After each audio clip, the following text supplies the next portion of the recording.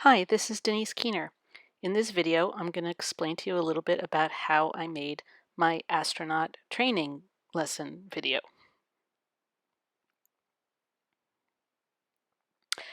You're going to need some sort of mobile device for making your recording. We used an iPad. You're going to need an assistant to do your videography for you. And you're going to need to do your editing and adding of your audio on a computer. I used a Mac computer because I was using iMovie. You might need a microphone. If you're going to be using a desktop computer for your editing, then you will need to use an external microphone. If you're using a laptop, you can just use the built-in microphone. And you'll need iMovie or some other movie making software, and you will need a YouTube account so that you can upload the video.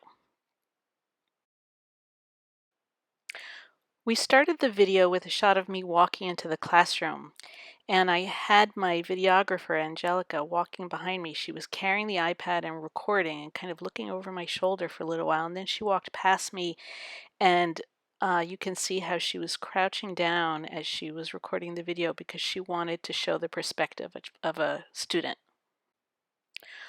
When I got to the part in the video where I talked about sending a letter to the students, Angelica stood behind me and recorded the opening of the letter, and look how she zoomed in.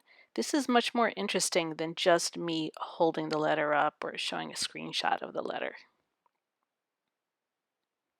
When I did this activity, Angelica stood behind me and walked behind me so that the point of view of the viewer seems to be following along with me.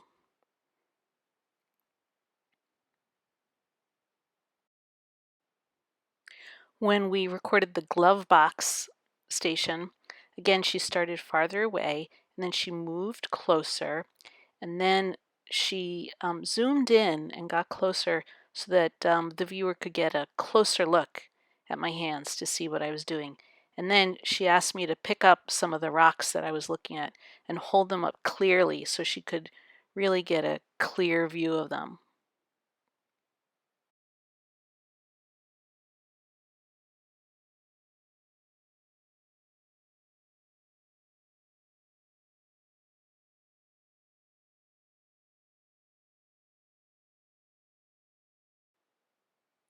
When we recorded the exercise station, jumping jacks, we decided to do it a little bit differently. We set up the iPad separately. We kind of balanced it on the table using some binders and books to hold it up because we thought it would look better if both of us were doing the activity together in front of the camera. So it was a little tricky to get the iPad balanced because the case that I have doesn't have a built-in stand. So we set up the shot. She made sure that the placing was good, that the framing was good. I held my hand out to kind of mark the spot where she would be. Then we did the activity. We did our jumping jacks, wrote our totals on the board. So we did the activity the same way our students would do it. And then Angelica walked back to the iPad to stop the recording. I'm not going to give you a lot of details about how to use iMovie, but I will recommend that you ask around and find someone who really knows how to use iMovie and who can help you, like I did. I was really lucky that I had Angelica who could show me how to take screenshots and drag them into iMovie to make our opening and closing credits screen, how to turn off the Ken Burns effect, how to replace the audio with voiceover. I do have a couple tips.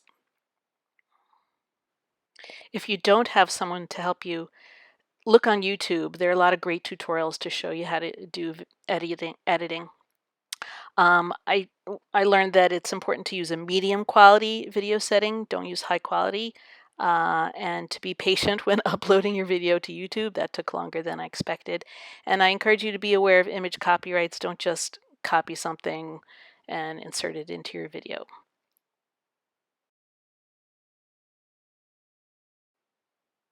In case you're wondering how we made this video, we had another person helping us. So thank you to Jacob Ragabar for helping us do the videography for this video. A million thanks to Angelica, who taught me how to use iMovie and did the directing.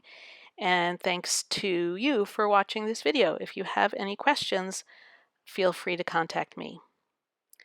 Bye. Thanks for watching.